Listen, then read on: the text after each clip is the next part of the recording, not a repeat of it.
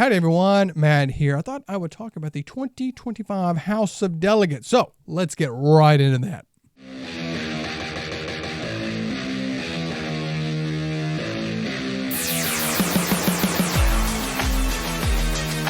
All right, everyone, first and foremost, let me introduce myself. My name is Matt. I am Matt the PT, coming at you with another video on another topic of something in the physical therapy world. And this one is the 2025 APTA House of Delegates. I literally just got back from this, and I thought I would discuss some of the things that went on there, my thoughts, beliefs, and opinions, and all of it. And of course, that's all on me, and I want to hear your thoughts, opinions, and beliefs down in the comments below. So getting off, right into it, what is the House of Delegates? That's what you may be asking if you're not familiar with it. So it is a representation of the profession of physical therapy. It's made up of individuals from every state, and every state has a number of delegates that represent, is based upon the population, like the House of Representatives. So bigger states like California, Texas, New York, they have a lot of representation because there's a bigger population there. Smaller states, say like Rhode Island, they're going to have a smaller population, so they have fewer delegates there, but they do have representation. Additionally, every section in the APTA has representation. So like orthopedics and aquatics and cardiopulmonary and federal and education, they all have representation there. And the goal is to come up with policies or statements or maybe make elections on things to guide or benefit the profession of physical therapy. That is ultimately the thing. So just like the U.S., Congress does that, they come up with things to try to make things better or to help groups of people or to do. That is what we are ultimately doing. We go about developing these things called motions. And I have a video where I developed a motion a few years ago and I got it voted through. If you want to watch that video, I will link it down below. But you come up with these motions because you say like, well, I think we need to have a stance on this, or I would like to propose that we want to do this for the profession.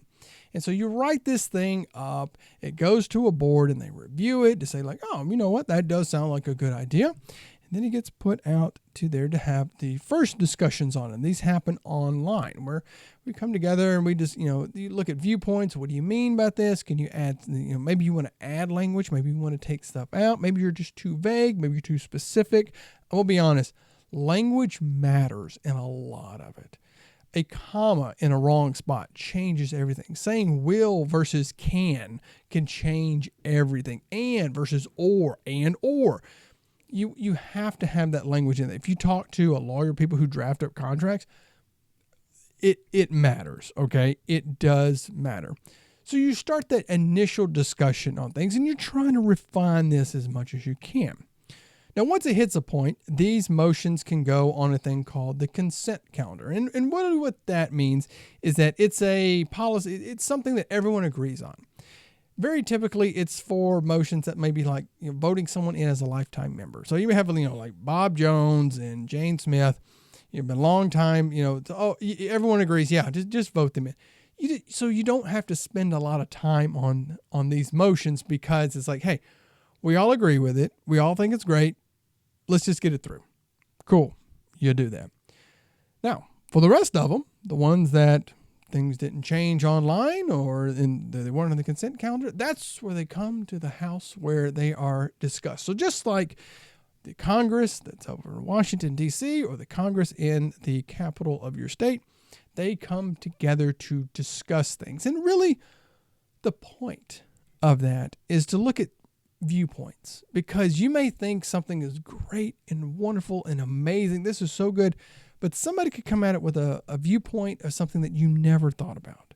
Maybe you're talking about physical therapy, maybe they work with a population that you don't have as deep of an understanding of. And they say, well, you know what? If we do this, it's going to affect this population of people differently. Maybe, that could work in your state because you have this, but in our state, we have this, this rule or this law, or we have this thing here, and that could really negatively affect us. So we have to kind of change up that language, or maybe there's just a viewpoint you just never thought about or something. Or maybe somebody's like, hey, you know what? Again, that language is too specific. It's going to contradict this that's really what you're doing. You're going through and you're trying to make these motions as good as you can. And I probably didn't say that correctly, but you're trying to do as good as you can to help the profession. Ultimately, that's what the goal of this is.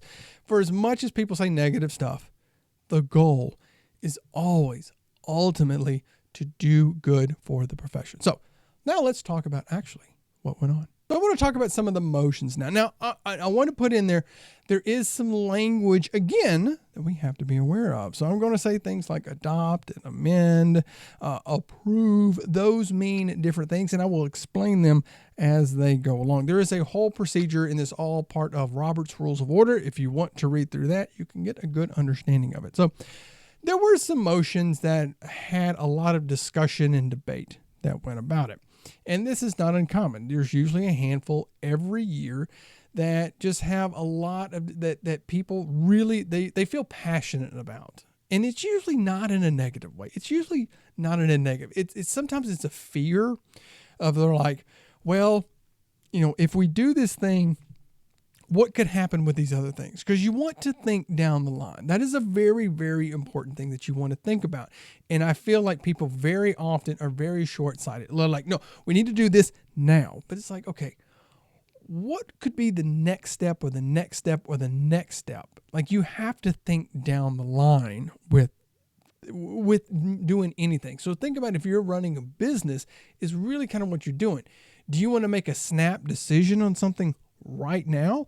Because what could happen in a month, a year, 5 years? What can happen now? I'll use an example of this. I've heard, listen to something with, remember fidget spinners, all those things where people say like, oh, buddy, I had a store and he bought $20,000 worth of fidget spinners. Well, all of a sudden they fell out of fashion, and now they're stuck with this inventory. So you have to think about it. That was a snap decision on something, and it's like, it didn't pan out in the long term. So that's where you're really getting into that. And of course, when I talk about these motions as well, it doesn't mean that they're gone. It doesn't mean that they're gone forever. They didn't pass, or maybe they did pass, or maybe but things can change. It can be brought back up in the next year, maybe in the next year.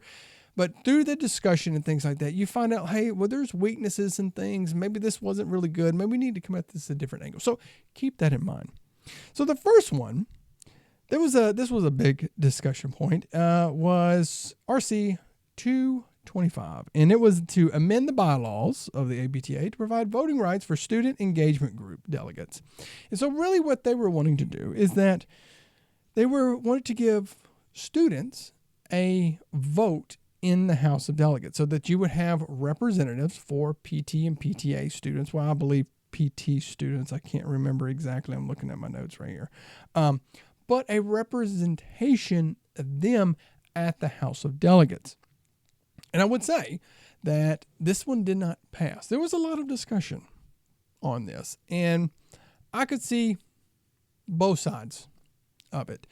Really, I could see that, for me, I would say, yes, you want to have students to have a vote with the House of Delegates in the delegation, because the decisions and things that are made are going to affect them probably the most. Again, a lot of the therapists there, they have gray hair. I'm getting the grays. I'm looking at it. But you see, like, well, the people there, are they going to be out of the profession and retired in the next 5 or 10 years? And when you have students that are coming in, hey, we want to make decisions that are going to, not put us behind the 8 ball. They're not going to put us in a bad situation as we go. I could really see that, to say, okay, you want to hear from them. You want to have somebody stand up and say, hey, this is what's going on with the students. This is what we were thinking, because you do have a generational thing going on. And I really felt with that. Now, then the other aspects of it that were brought up, some of these things were brought up, some of these may be mine, is that a couple things was the experience. That was brought up, to say, like, well, do students really have enough experience to do it? Because some states require that you are a PT or PTA for a specific length of time to have the experience to give with that. And they said, well, students really don't have that. And also, you're going to get a very frequent turnover. Because think, you're in PT school, what, 2-3 years or so now? I can never keep up. I always think it's 3. I think it's like 2.5 or something. But you're getting this turnover of them. And so it's like, well, that's hard because how long are you going to be able to serve? And so that can get into changing some of the bylaws on like the length of service, because many of the states have like a 2-year length of term that you have. So, do. I could say is a thing that I kind of brought up as a concern is the amount of work to be done. And it's just hear me out on this. Just really, really hear me out. And I'd like to hear your opinions as well. But there is a lot of work that you are, reading all of these motions and keeping up with the discussions and having discussions of yourself. So you're putting all this effort into it, but you're also in school. So that you're in school and you're learning. So do you want to risk the possibility of your schoolwork suffering? Because it's like, well, I have to take away from this and give my attention over to here. And so do you really want somebody having that additional stress? And that's really a kind of a point that I really looked at on it. I said, yes, I do feel like students should have a representation of some way to say, hey, these are the concerns and issues that we are aware of and things that we would want for us as we come out. But I do look at the other side to say, do we want to put an increased amount of burden on a group of students who are already under a lot of stress and burden with school to, that's your main focus. So that's what I think about the RC 225. And if you're interested about this stuff going on in the House of Delegates, hit that thumbs up button and consider subscribing to the channel. It doesn't cost you a copay. Back to the video. So the next one was RC 525, and this was to grant physical therapy assistant members the right to serve as a director to the association board position. So being able to have a PTA on the board. Now this was a whole lot of discussion because what they were wanting to have is a dedicated physical therapist assistant board position. So to say like, okay, with the board, there is a PTA that is on the board. And the thing that really kind of came about from this was the thing that they were worried about was they're like, well, is there an adequate number of people who want this position, who want to serve on the board? Because again, it is a lot of work, a lot of travel. There is a lot that goes on with this position. They were saying, well, do we want, because the PTA population is not as great as the PT population, to say, okay, well, because there's a smaller number of them, are you always going to be able to find candidates to fill the roles? Because you could see that. But I talked to several PTAs who said, like, no, we have people who would feel that they could, that would want to do that. So I could really see that. Another thing that came up, they were saying, well, if we do this, could it open the gates to saying like, well, and then like every subsection has their own board position, and they say like, well, you could say like, well, that's a good thing because then you have everybody's got representation. But I will tell you this, that sometimes more is not better. You start having too many people, too big of a group, can you really get a lot done? Whereas if it's a smaller group, again, you can move things much faster. Okay.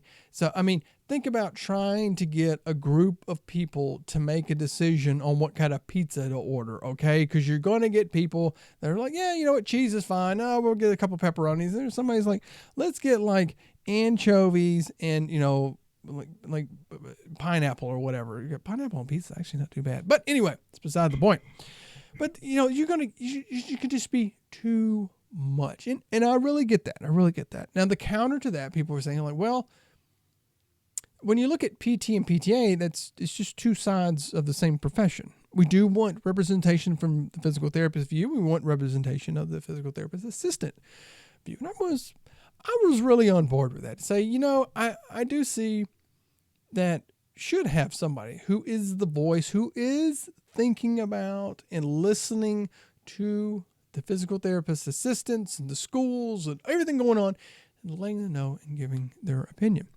Now, they did amend this, and it did pass.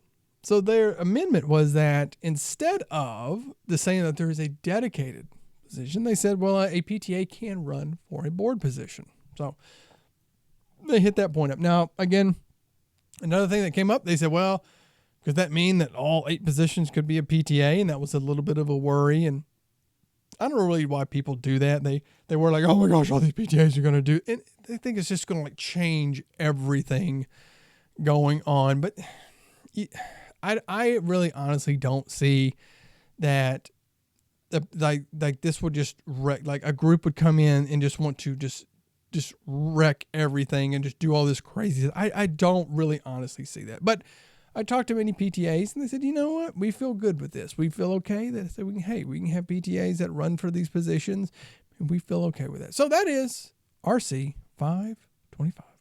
So the next one I want to talk about is RC 1125, and it is adopt. So that means we're going to accept and we're going to do this. Faculty engagement in clinical practice. And that means that if you're a faculty member, you're an educator in a PTA program, that you also have to work in a clinic and you have to go do that. And I wanted to talk about this one because I saw some comments from some goofy people out there. And of course, one of them made a comment that was like, oh, they shouldn't get their professor pay. They should get paid whatever they were at the clinic. And it's like, okay, I like when people, again, that's one of those 10-second solutions they throw out, like, oh, you should just do this. And it's like, okay, that's going to be like a massive undertaking to really do that. So whatever. Some people just like to complain. And I think this person is just one of them. But this one didn't pass. And I could really see why. I'll tell you, one thing, when I was in school, most of my professors, I think we only had 6, I think 4 of them still practice in some capacity, still had some way that they were still working. The ones that didn't were retired from practice, so they were just like full-time educators, or they were the department head. And I've met many other ones who do, I do work some time out of it. And I really look at this to say, again, look at like stress and, the amount of work that you're putting on somebody. And if you're an educator, you could talk about, your workload and things like that, but you're saying like, okay, you're going to go work full time at your, with your job here, but then you're going to have to leave and go work at another facility. And, we got to hope facilities are going to hire you. So, I mean, who wants to hire somebody part-time? Again, you could run into some issues. I could say you could run into some issues. I'm just saying you could, okay. Anyway, but it's like, okay, do you want to hire somebody for just a few hours a week?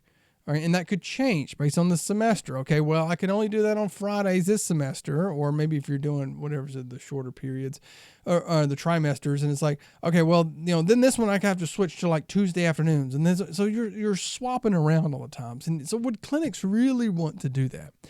How much of a caseload can they take on? I mean, granted, yes, we're all busy, but it's like, how much of a caseload are you wanting to take on? And then, of course, if you're working somewhere, and you may know this as well, you have to keep up with all the compliance things and stuff. So it's like, okay, so you have a full-time job that you have to follow all the compliance and stuff with this full-time job, but then also have to do all of this on outside of it as well. So we're going to just give you extra work to do this. So now I could see this where like, school set up to say, hey, we have a pro bono clinic where, the students get some some actual time. We had one on our school where you could come for PT, and we had one of the professors who supervised. And, we actually got to be hands-on with people, and the students were our patients, and we got to do all sorts of stuff with them. We were supervised from them. So, maybe something like that. But like I said, I just thought this was an interesting one. It didn't get out there, but there we go. RC 1725. Now, this was to approve primary care physical therapy as an area of specialization. So I thought this was pretty interesting. And what it was really talking about is saying, hey, we want to have primary care as an area in physical therapy. So I know with all, I talked about the jobs report and, expected the physical therapy is going to be, a much higher demand. We're not going to have enough PTs, and really kind of where that's coming from is that we're going into like more rural areas. And so getting out, that's the talk saying like, hey, some of these areas, sometimes a PT clinic is the only touch point of healthcare that some of these people get. And so we have people who are ready for primary care, like that could be a real benefit. And so there was this, the discussion as well, like, well, they can't do this and they can't do that, but I could really see this as saying like, as, like your primary care physician, And that's what they were kind of saying. Like, well, you can't prescribe drugs. You can't, refer. You can't, order imaging in some states, and you can't do that. You can't do all this stuff. Well, look at your primary care, like a primary care physician. They can't do surgery. Okay, you don't want to go to a primary care and have an ACL surgery, reconstruction, or have a brain surgery from someone who is a primary care. That's not their area of expertise. And I'm not saying that that's bad. I'm not saying that. You have areas of that are your expertise, and I would hope physicians would say the same thing. Like, hey, this is the area I work in. I don't handle that stuff. I even, like the orthopedic surgeons. I've had them say like, nope, I don't do that stuff. I do this. I like doing this. So they have their areas. But really, for primary care for physical therapy, I could see that as an area because, again, think about being some of these areas, and that's with direct access and being a touch point for somebody coming in. So somebody coming in that we could help with, screening, screening people, seeing if they're appropriate for therapy. Because, most of the time, I work in orthopedics. People come with aches and pains. My screening is to determine, like, okay, yeah, I can treat you. Yeah, what you got going, you sprained your ankle? Yeah, it's just an ankle sprain. I can treat that. Does this person need to go to the primary care, then go to an orthopedic and get referred back to me? Really, no. But if I look at this person and assess them and be like, you may have an ankle fracture, following the Ottawa rules, I'm like, hey, nope, we got to send you off. You need to get this x-ray. We're going to send. But really, doesn't a primary care kind of do that anyway? Like, okay, you're coming to me for this. We're assessing you. Okay, if it is something I can treat, I'm going to treat. If not, we're going to refer you to the next person who can. And I could really see that. It's just really just expanding that care out and getting people in. And I think this kind of goes to a bigger overall thing of improving health, nationwide, worldwide, whatever we want to talk about. But just helping improve, because maybe, again, someone coming in and you recognize, hey, this person may have this or may have that. Let me refer you over to someone that can get you taken care of. It's really that point of getting us to a higher level to not say like, no, are we going to be like prescribing and doing stuff like physicians do?